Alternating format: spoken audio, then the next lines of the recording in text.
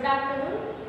આજે આપણે ધોરણ 5 માં ગુજરાતી વિષય સેતુ એવા પાઠ છે 13મો ભારત રત્ન ડૉક્ટર આંબેડકર એ આપણે આજે સમજી લઈશું। એના લેખક છે હાસ્યના પંડ્યા। ડૉક્ટર આંબેડકરે દલિતો પીડિતો માટે પોતાનું જીવન સમર્પિત કરી દીધું હતું, એટલે એમના પ્રયત્નોથી દલિતો પીડિતો હવે ઊંચા સ્થાને આવી ગયા છે। એમનું જીવન ઉચ્ચ કક્ષાએ લોકો શિક્ષિત બન્યા છે અને એમનું જીવન સુધારિત થયું છે। તો એમના વિશે આપણે આ પાઠ દ્વારા હજી વધારે જાણી શકીએ છીએ। પ્રસ્તુત એકમમાં લેખિકાએ દલિતો પીડિતો અને સ્ત્રી ઉન્નતિ માટે જીવન સમર્પિત કરનાર ડૉક્ટર ભીમરાવ આંબેડકરના જીવન અને કાર્યોનો ટૂંકો પરિચય કરાયો છે। ડૉક્ટર આંબેડકરે ભારતનું બંધારણ ઘડીને બંધારણના ઘડવૈયા તરીકે ખ્યાતિ મેળવી હતી। તેઓને ભારત રત્ન ઉચ્ચ ખિતાબથી પુરસ્કૃત કરવામાં આવ્યા હતા। તેમને ભારત રત્નનું એવોર્ડ પણ મળેલો છે। આશરે 100-125 વર્ષ પહેલાની આ ઘટના છે। 6 વર્ષની કુંવરી મહિલા એક બાળકે પોતાની માતા ગુમાવી છે, એટલે એમની માતા નાનપણમાં જ ગુજરી ગઈ હતી। એના પિતા રામજીભાઈ લશ્કરી શાળામાં શિક્ષક છે। માતૃસુખ ગુમાવનાર પુત્રના વાકડિયા વાળમાં પિતા હાથ પસારી રહ્યા છે। ચારે દિશામાં એમને જાણે કે અંધકાર દેખાઈ રહ્યો છે। આ મારા સૌથી નાના દીકરાનું શું થશે? હું એને સંભાળી શકીશ? એની માતાનું સ્થાન લઈ શકીશ? થોડી જ વારમાં એમણે નિર્ધાર કરી લીધો, નાનકડા ભીમરાવને હું ગણાવીને સારો નાગરિક બનાવીશ। એટલે એમના પિતાને ચિંતા થતી હતી કે માવીનાના બાળકને હું કેવી રીતે સંભાળીશ। પછી એમણે નિર્ણય કર્યો કે આ બાળકને હું ખૂબ જ ભણાવીશ, કારણ કે એ એમની જ્ઞાતિના લીધે એ બહુ ચિંતા કરતા હતા કે બાળકનું શું થશે। ત્યારે જેની માતાને સાચી અંજલિ મળશે। પિતાએ પુત્રને હૈયા સરસો ચાપી દીધો। 6 વર્ષની બાળક બીજું કોઈ નહીં, આપણા દેશના બંધારણના ઘડવૈયા ડૉક્ટર બાબા સાહેબ આંબેડકર। એમનું મૂળ નામ ભીમરાવ, માત્ર 6 વર્ષની ઉંમરે એમની માતા ભીમાબાઈનું અવસાન થયું। દલિતો અને પીડિતો માટે એમણે જીવન સમર્પિત કરનારા ડૉક્ટર ભીમરાવ આંબેડકરનો જન્મ મધ્યપ્રદેશ રાજ્યના મહુ ગામમાં 14 એપ્રિલ 1891માં થયો હતો। ભીમરાવ રંગે ગૌરણા હતા, એમનું કપાળ વિશાળ હતું, વાળ તો એવા વાકડિયા કે જોનારની આંખ ખરે, નાક ટચુડું પણ આંખો પણ પાણીદાર। પરિવારમાં એ સૌથી નાના, એટલે મા બાપના નાનપણ સારી પેઠે પામ્યા। એ એમના પરિવારમાં સૌથી નાના હતા, એટલે બધાના લાડકા હતા, પરંતુ દુર્ભાગ્ય માતાનું સુખ વહેલું છીનવાઈ ગયું હતું। એ જમાનામાં સમાજમાં જ્ઞાતિ પ્રથાનું દૂષણ ખૂબ જોરમાં હતું। ઉચ્ચ નીચના ભેદભાવ પાર નહીં રહ્યા। ભીમરાવને પણ ઘણું સહન કરવાનું આવ્યું। ભણવામાં તેજસ્વી એવા ભીમરાવને આપણાથી ખૂબ જ લાગી આવતું હતું। એ સમયે આવડત નહોતી જોવાતી, જ્ઞાતિ જોવામાં આવતી હતી। એ વાત એમને ભારે ખટતી હતી। એ સમયે કેટલા પણ ભણેલા ગણેલા હોય, પણ જો નીચી જ્ઞાતમાં જન્મેલા હોય તો ઊંચી જ્ઞાતના લોકો એમને હળદૂત કરતા હતા। પછી એ જાતે ભલે ભણેલા ના હોય, પોતે મોટે થઈને આ અન્યાયનો વિરોધ કરશે એવો સંકલ્પ પણ એમણે કરેલો। રત્નને કે ઢાંકતું રહે। ભીમરાવની પ્રતિભાથી પોસાયેલા વડોદરાના મહારાજા સયાજી રાવે ગાયકવાડે એમને ઉચ્ચ અભ્યાસ માટે શિષ્યવૃત્તિ આપી। પોસાયેલા એટલે કે પ્રસન્ન થયેલા। પછી તો જાણે ભીમરાવના પગે પાંખો જ ફૂટી, એટલે એ ખૂબ જ ઉત્સાહમાં આવી ગયા હતા। સ્નાતક થયા પછી ભીમરાવને વધુ અભ્યાસ માટે વિદેશ જવાની પણ તક સાંપડી। ચોમેર અંધકારમાં જાણે એક ઉજાસનું કિરણ પ્રગટ્યું। વિદેશમાં પણ ભીમરાવ એવા જ વિદ્યાપ્રેમી રહ્યા। 5 મહિનાની આર્થિક તંગી હોવા છતાં પેટે પાટા બાંધીને તેઓ સંદર્ભ ગ્રંથોની ખરીદી કરતા હતા।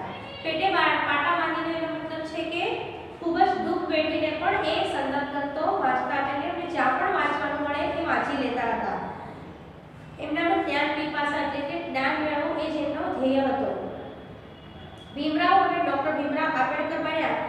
MA, PhD અને D.Litt સુધીની પદવી એમણે પ્રાપ્ત કરી। કાયદો અને અર્થશાસ્ત્રનો અભ્યાસ એમણે લંડન જઈને કર્યો।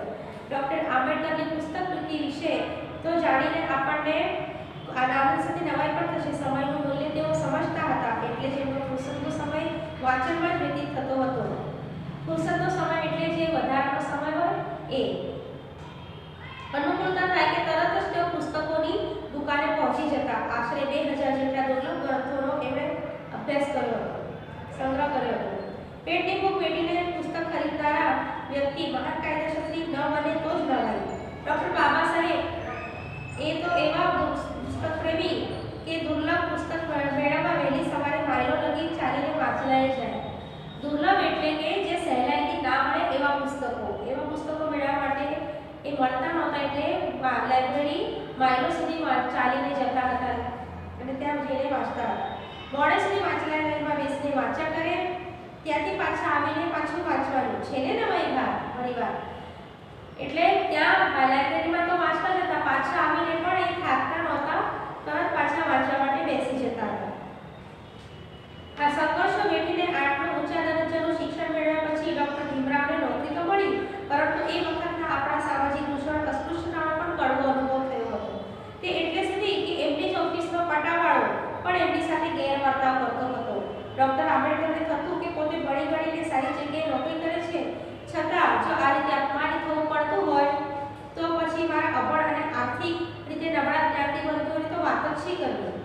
આ તો સામાજિક અન્યાય કહેવાય. માનવ માત્ર સમાન છે, કોઈ ઊંચું કે નીચું નથી, તો પછી આવું કેમ? તેમણે મૂક નાયકનું પાક્ષિક શરૂ કર્યું. પાક્ષિક એટલે પખવાડિયા દરમિયાન પ્રકાશિત થતું સામાયિક. માત્ર લેખ કે પુસ્તકો લખીને તેઓ અટકી ન ગયા, કર્મશીલ પણ બન્યા.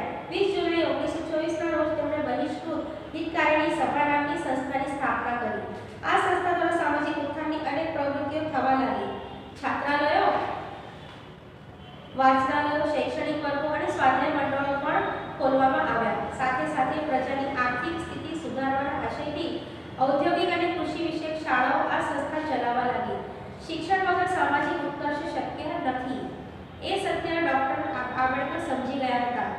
એ માટે એમણે આ સામાયિકો શરૂ કર્યા, પછી આ શાળાઓ, સંસ્થાઓ વગેરે શરૂ કર્યું.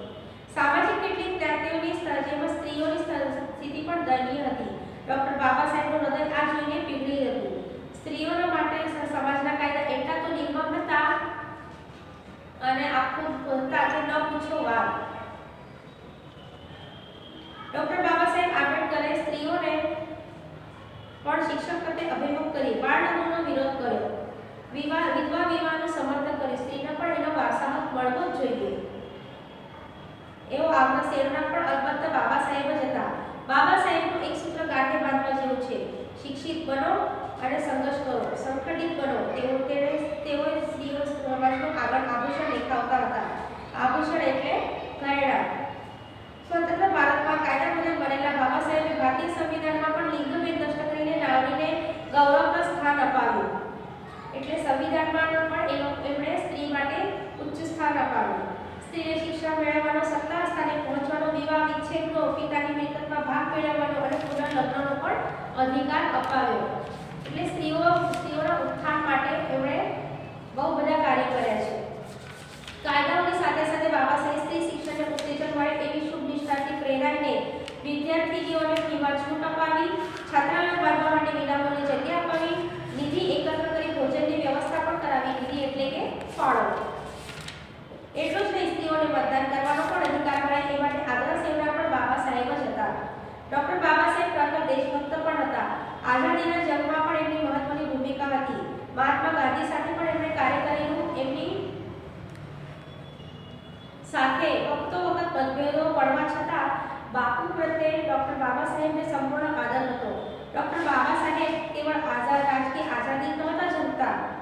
ખરી આઝાદી તો આર્થિક, સામાજિક અને શૈક્ષણિક આત્મનિર્ભરતામાં જ છે એવું તેઓ દ્રઢપણે માનતા હતા.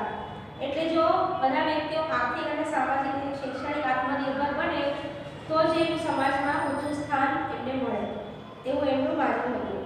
વિચાર પુરુષ ડૉક્ટર બાબા સાહેબના જીવન પર સર્વાધિક પ્રભાવ બુદ્ધ, કબીર અને જ્યોતિબા ફૂલેનો હતો. બંધારણના ઘડવૈયા ડૉક્ટર બાબા સાહેબે મૂકનાયક ઉપરાંત બહિષ્કૃત ભારત, જનતા, પ્રબુદ્ધ ભારત જેવા સમાચાર પત્રો પણ ચલાવ્યા. પોતાના વિચારો એમણે કેટલાક અંગ્રેજી પુસ્તકોમાં પણ પ્રગટ કર્યા છે, જેમાં ધ પ્રોબ્લેમ ઓફ રૂપી અને બુદ્ધ એન્ડ હિઝ ધમ્મ મુખ્ય છે. આવા મહાન દેશભક્ત, દલિતો અને વંચિતોના ઉદ્ધાર, ગરીબોના બિલી અને સ્ત્રીઓના પક્ષધર બાબા સાહેબ આંબેડકરનું દેહાવસાન 6 ડિસેમ્બર 1956માં થયું. પરંતુ પોતાના મહાન વિચારોથી તેઓ આજે પણ આપણી સાથે છે. ભારત માતાના આ સાચા રત્નને ઈસવીસન 1999 નવી નવાજા. ભારત રત્ન અને બંધારણના ઘડવૈયા ડોક્ટર ભીમરાવ આંબેડકરને હૃદયપૂર્વક વંદન.